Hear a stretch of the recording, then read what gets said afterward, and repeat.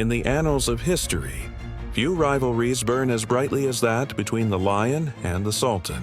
One, a tempest of aggression, the other, a bastion of honor.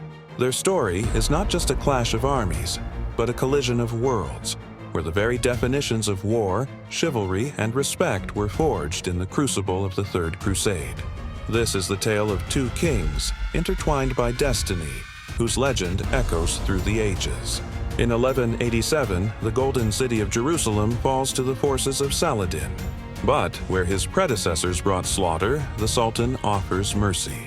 Christian inhabitants are granted safe passage for a ransom, a gesture that establishes his noble character but sends shockwaves across Europe.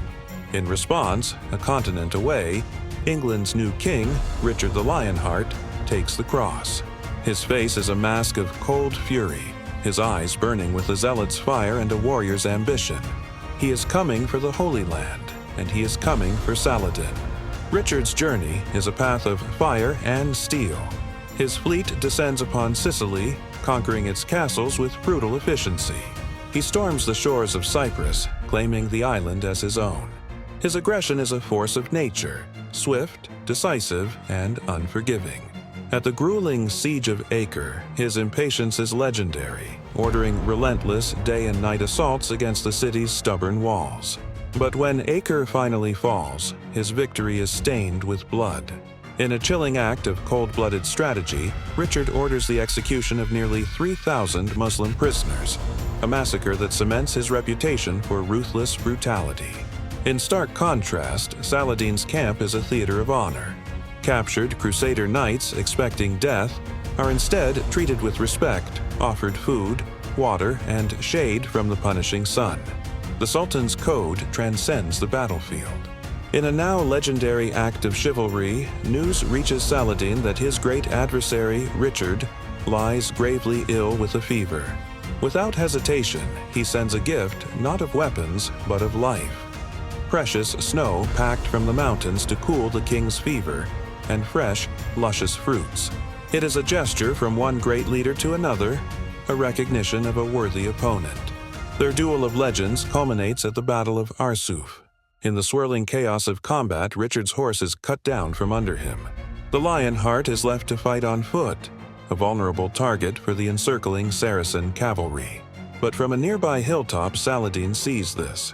Believing it unworthy for such a king to fight like a common soldier, he dispatches a groom with 2 magnificent Arabian steeds, ensuring his rival can continue the battle on equal terms. Mounted once more, Richard rallies his disciplined infantry, their shield wall holding firm against Saladin's charges. Then, at the perfect moment, he leads a devastating countercharge that shatters the Sultan's lines, a victory forged from controlled, calculated aggression.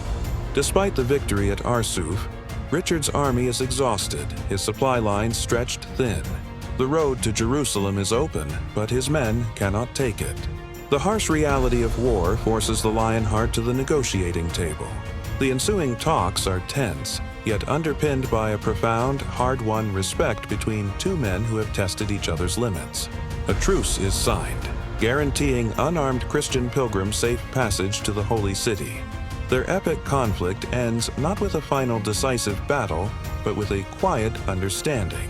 We see Richard, the ultimate warrior, sailing away from the Holy Land, his legend as a peerless fighter forever secure.